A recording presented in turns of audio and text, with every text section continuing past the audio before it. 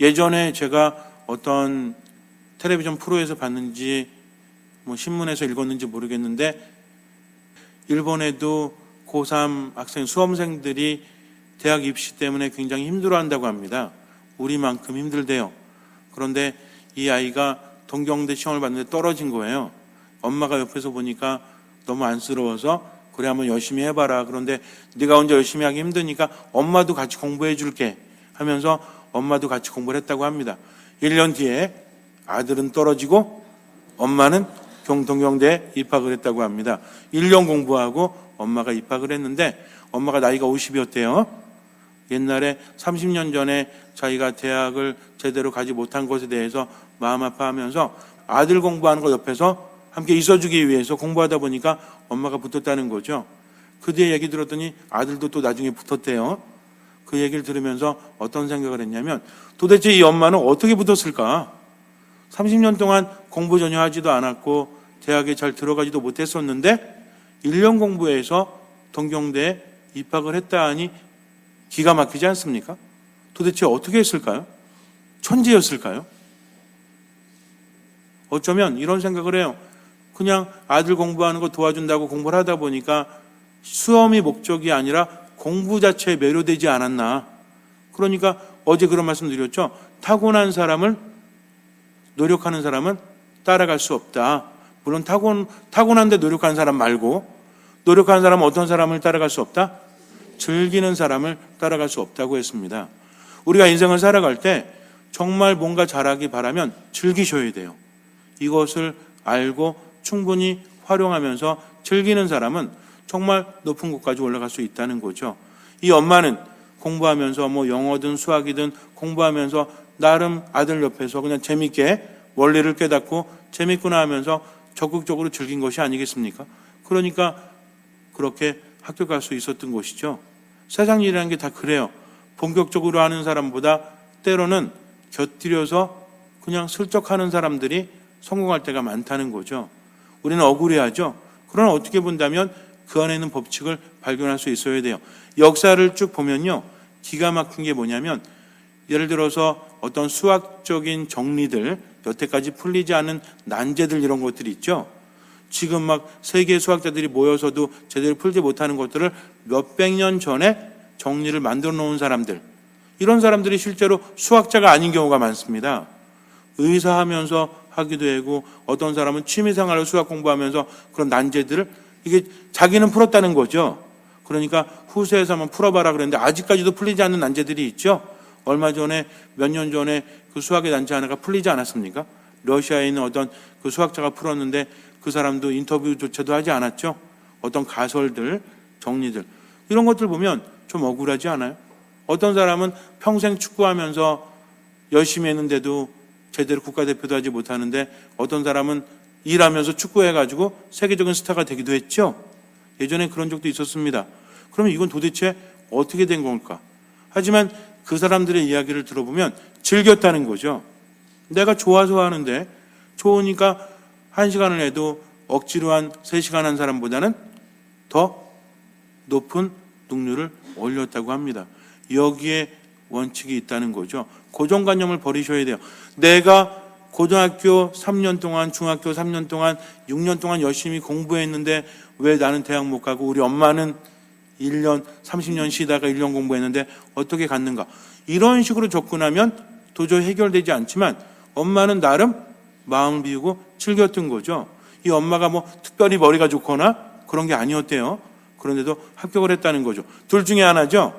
하나는 최순실의 도움을 받았든가 아니면 자기가 정말 즐기면서 열심히 했든가. 정말 세상이 그런 것 같아요. 즐기는 사람을 따라갈 수 없고 즐기는 사람만이 그 본질에 접근할 수 있다는 거죠. 세상이 참 아이러니합니다. 그런데 성경을 봐도 그런 일이 나와요. 참 기가 막힐 수밖에 없지요. 유대인들은 예수님을 알아보지 못하는데 이방인은 예수님을 알아봅니다.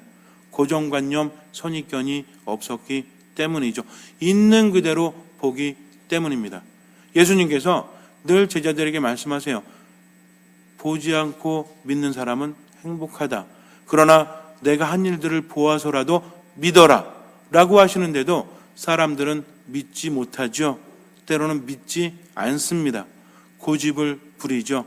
눈앞에 진리가 있는데, 눈앞에 길이 있는데, 눈앞에 생명이 있는데 모른 채 하거나 외면하거나 알아보지 못하기 때문에 그들은 헤매일 수밖에 없고 생명력이 떨어질 수밖에 없고 진리를 깨닫지 못하는 거죠. 그런데 이방인 한 사람이 와서 예수님을 알아보지 않습니까? 정말 감동적인 장면인데 로마의 백인 대장이 와서 예수님을 알아봅니다. 오늘 성경에 나오지 않지만 사실 이 사람은 굉장히 착한 사람이었죠. 이스라엘 사람들에게 회당도 지어주고 그리고 이것저것 도와준 사람이었습니다. 우리도 예전에 일제시대 때 일본 사람들이 와서 우리나라 지배할 때 나쁜 사람들도 많이 있었지만 좋은 사람들도 있었다고 하죠. 그래서 한국 사람들이 이렇게 도와주면서 자기가 보호해주면서 이런 사람들도 있었다고 합니다. 그래서 나중에 이제 일본 사람들 쫓겨갈 때 한국 사람들이 그 사람들 보호해줬다고 하죠. 딴 사람들이 죽이지 못하도록. 왜? 그만큼 좋은 일을 해줬기 때문에. 예전에 미국에서 폭동이 일어났을 때도 주유소 습격하고 막 그랬을 때 한인이 하던 슈퍼인가 주유소인가 거기 흑인들이 와서 다 보호해줬죠. 그거 들어보셨어요?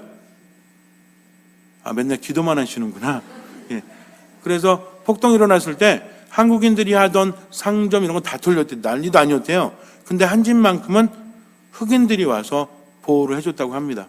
왜냐하면 평상시에 그들에게 잘해줬기 때문이죠. 이 백인 대장도 그런 사람이었어요.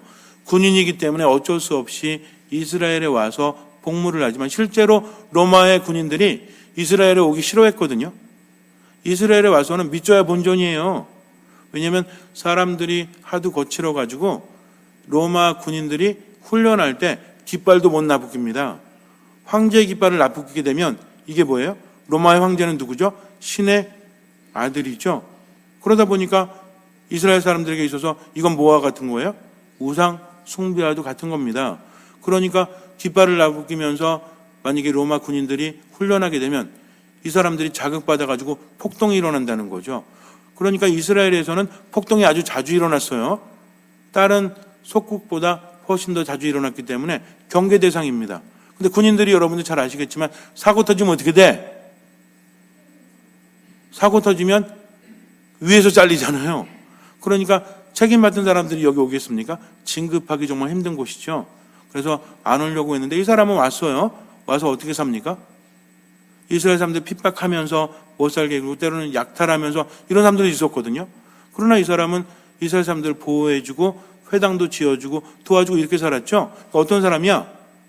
아주 착한 사람이었다는 거죠. 하느님을 만나지 못했지만 하느님을 믿지는 못했지만 오히려 하느님의 뜻대로 사랑을 실천하면서 살아가는 사람이었습니다.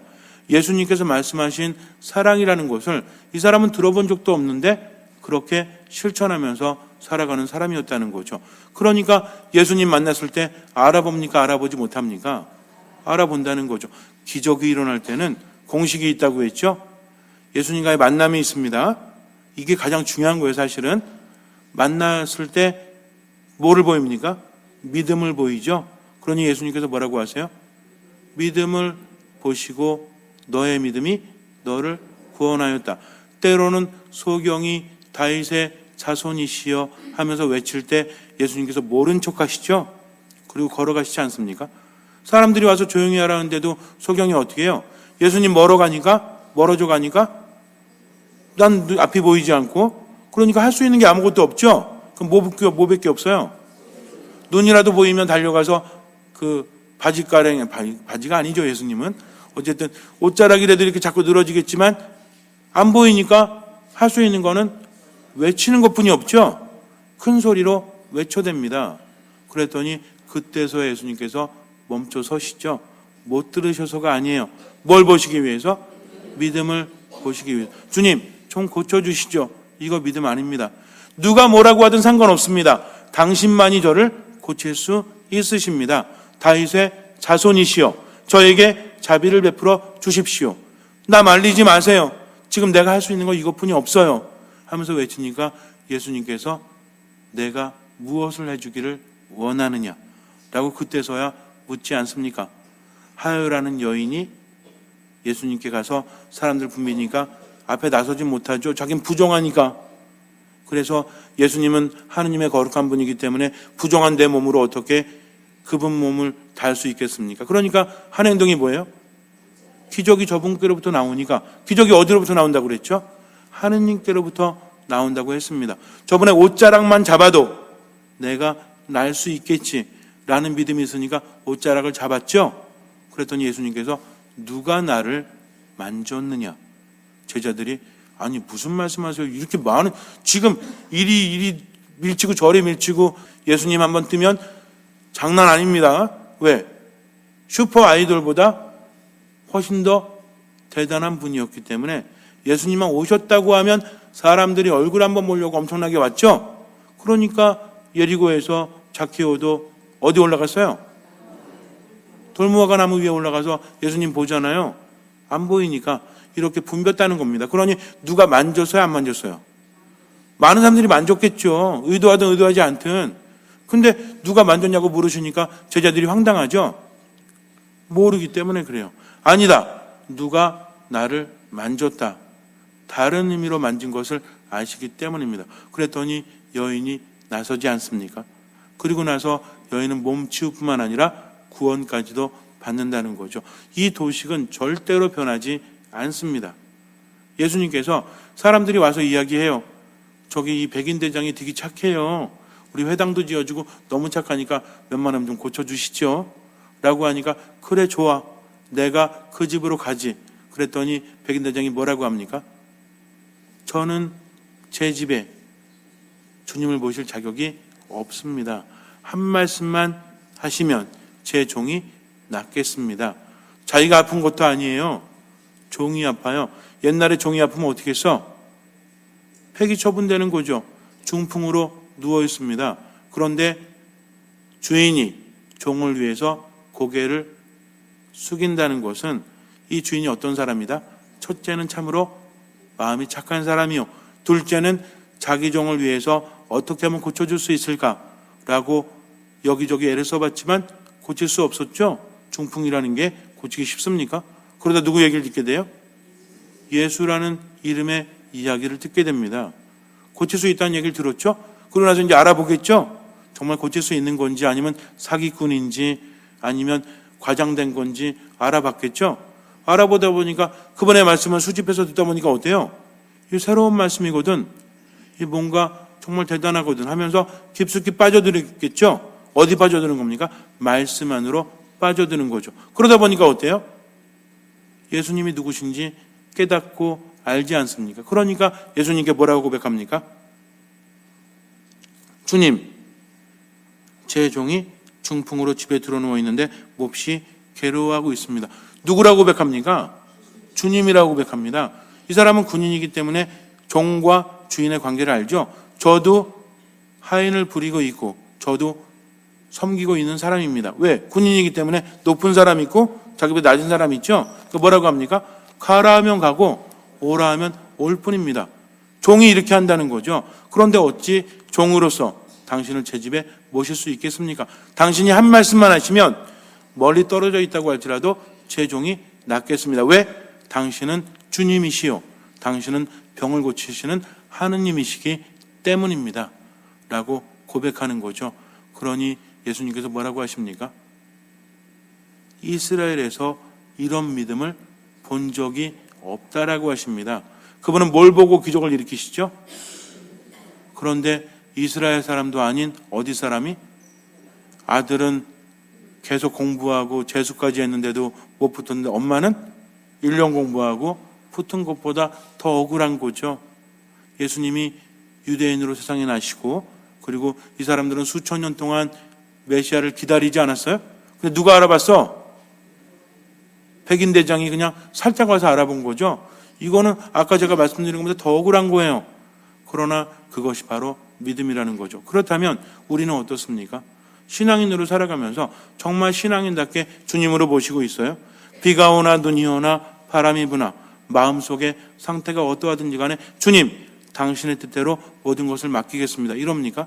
조금 힘들고 괴롭고 아프고 그러면 주님 앞에 와서 간절한 척 기도하지만, 그러나 일상적인 삶 안에서 금세 느슨해지고, 뭐 고쳐주시면 뭐 예수님이든 부처님이든 알라든 아니면 성황당이든 뭐든 상관없다, 이런 식으로 그냥 기복적인 신앙 안에서 갇혀 있다면 우리는 그분을 알아보지 못한다는 거죠. 믿음이란 무엇입니까? 온전히 맡기는 거죠. 믿음이란 무엇입니까? 온전히 주님 안에 머무는 거죠. 믿음이란 무엇입니까? 주님의 뜻대로 살아가기 위해서 노력하는 거죠. 부족하지만 저는 믿습니다. 그러나 믿음이 없는 저를 도와주십시오. 즉 무엇입니까? 겸손과 순명이라는 거죠. 그런데 우리는 믿음이라고 하면서 하느님은 점점 작아지고 나는 커지고 있는 것이 아닌가, 봉사한다고 하면서도 하느님의 영광을 위해서가 아니라 나의 실현을 위해서 봉사하고 있는 것은 아닌가. 그러다 보니까 봉사하면서 뭐가 풍겨야 돼? 정말 하느님 안에서 믿음을 가지고 살아간다면 내 삶이 힘들고 괴로워도 주님 함께 해주십시오. 저를 치유하실 분은 당신뿐이십니다 하면서 제가 힘들어도 봉사하겠습니다 라고 하면 그 사람에게서는 그리스도의 향기, 즉 사랑이 널리 퍼져서 사람들을 치유하죠. 근데 그렇지 않고 봉사한다 그러면 어떻게? 이기적인 마음, 자기 것만 챙기려는 마음, 이것 때문에 그리스도의 향기가 아닌 어떤 향기가? 똥향기가, 사탄의 향기가 퍼지니까 사람들이 어때요? 분열되고 그리고 상처받고 치유되지 못하고 이렇다는 거죠. 그러니까 믿음 안에 머무는 사람은 온전히 주님께 맡겼기 때문에 내 뜻이 아니라 누구의 뜻대로? 아버지의 뜻, 하느님의 뜻대로 살아가는 사람들이죠. 그러다 보니까 모든 걸 맡겼으니까 판단합니까? 내 삶이 조금 힘들어도 뭐라 그래요? 주님 함께 해주세요. 당신 없이는 살아갈 수 없어요 하면서 믿음을 보였으니 어떻게 됩니까? 내 자신이 변화되고 하느님 안에 머무는 거죠. 백인대장의 이 말이 얼마나 기가 막혀요. 그래서 이 백인대장은요 정말 행운아 같아. 제가 여러분들한테 가장 부러운 사람 한번 얘기한 적이 있었죠. 성경에서 진짜 부러운 사람, 말 한 번 잘해가지고 구원받은 사람 있잖아요. 이 누구예요? 십자가의 우도잖아요. 우도. 이 사람 사실은 죽을 짓 했었거든요. 근데 마지막 한마디 때문에 구원받았잖아요. 대단하지 않습니까? 또 한 여인이 있죠.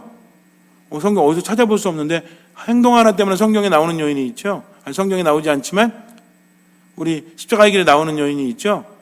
누구예요? 그렇죠. 베로니카. 예수님 얼굴 닦아드린 거. 다른 사람들 안 할 때 혼자 가서 닦아드렸더니 이 여인이 이제 십자가의 묵상할 때마다 나오지 않습니까? 그리고 성인이 됐죠. 그리고 또 어떤 사람? 이 백인대장. 수천 년 동안 기다려온 이스라엘 사람도 알아보지 못했는데 와서 고백함으로 인해서 그 주옥 같은 말이 어디 담겼습니까? 이 거룩한 미사 안에 담겼죠. 우리가 언제 기도합니까? 영성체 할 때 어떻게 기도해요? 주님 왜 이러시나? 왜 이러시나? 자, 시작.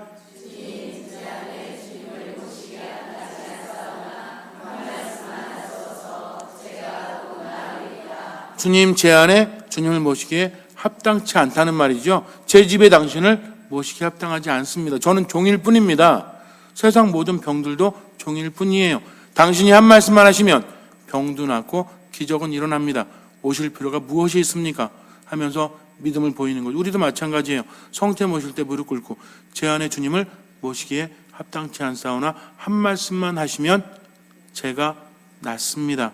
제 영혼이 낫고 제 마음이 낫겠습니다 라고 고백한 다음에 누굴 모십니까?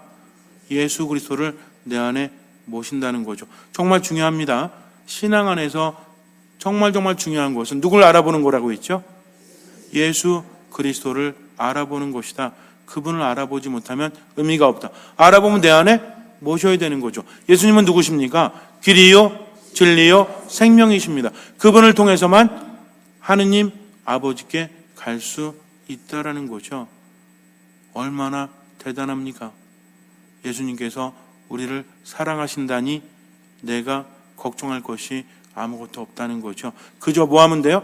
들으면 돼요. 그분의 말씀을 들어야 합니다. 이는 내가 사랑하는 아들이니 너희는 그의 말을 들어라. 정말 아름답지 않아요? 나를 통하지 않고는 아버지께 갈 수 없다고 예수님 말씀하시고 하느님 아버지께서는 그의 말을 들어라 라고 하십니다. 그러니 우리는 그분의 말씀을 듣고 그분 안에 머물죠. 모든 걱정은 그분께 맡깁니다. 그리고 지금 최선을 다하면서 어떻게 살아요? 즐기면서 살아가는 거죠. 고통을 즐기라는 게 아닙니다. 고통 중에 그분께서 함께 하심을 즐기는 거죠. 고통스럽다고 해서 그냥 우울해하고 짜증내고 힘들어하면서 시간 낭비하면 아무것도 나아지지 않아요. 그러나 지금부터 내 시간을 낭비하지 않고 정말 열심히 즐기면서 살아가면 나중엔 더 나아지지 않겠습니까? 믿음이 있는데 뭐가 일어나요? 기적이 일어나는 거죠. 그래서 하느님께 모든 것을 맡기는 사람만이 이렇게 진한 고백할 수 있고 아름다운 고백을 통해서 믿음을 보이고 그 믿음이 기적을 불러 일으킨다는 거죠. 잠시 눈을 감으세요. 걱정과 염려하지 마십시오. 그저 주님만 바라보고 주님만 믿으십시오. 성당에 왜 나옵니까? 믿음을 왜 갖습니까? 예수 그리스도 때문이죠. 삶의 중심에 예수 그리스도를 두고 살아가십시오. 주님께서는 그 믿음을 보시고 우리 삶에 놀라운 기적을 일으켜 주실 것입니다. 아멘.